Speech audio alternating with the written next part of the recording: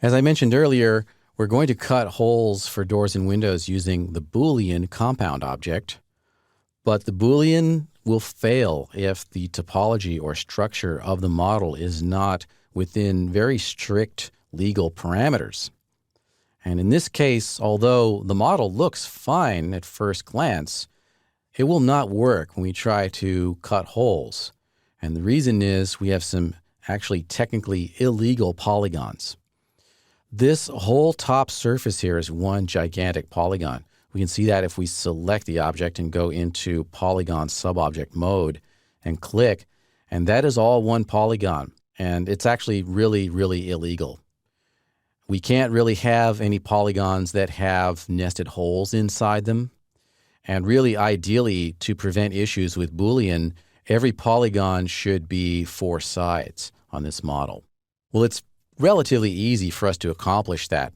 We can use the modeling ribbon tools in Editable Poly to cut new edges where we need them.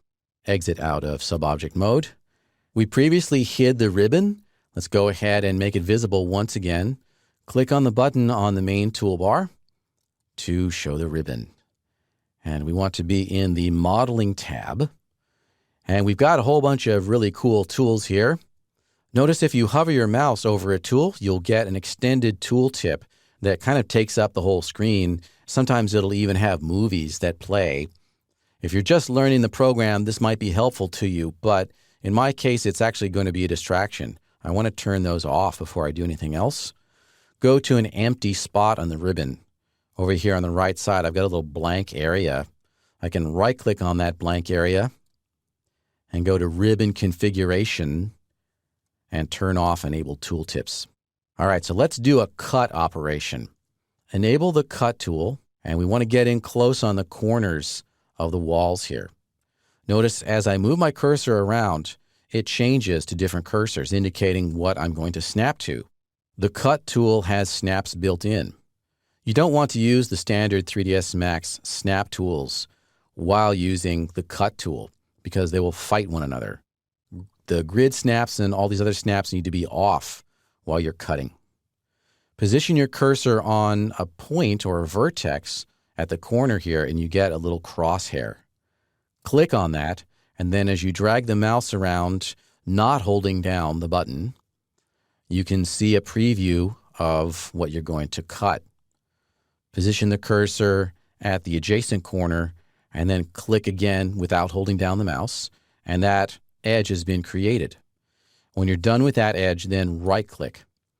The tool is still active, so I can use the middle mouse and navigate around, go to a different area, click once, click twice, and then right-click to exit. We just need to do that everywhere here on this model, on both top and bottom. Just cut through everything here. Click once, click twice, and then right-click. And the goal we want to achieve here is that every polygon has 4 sides.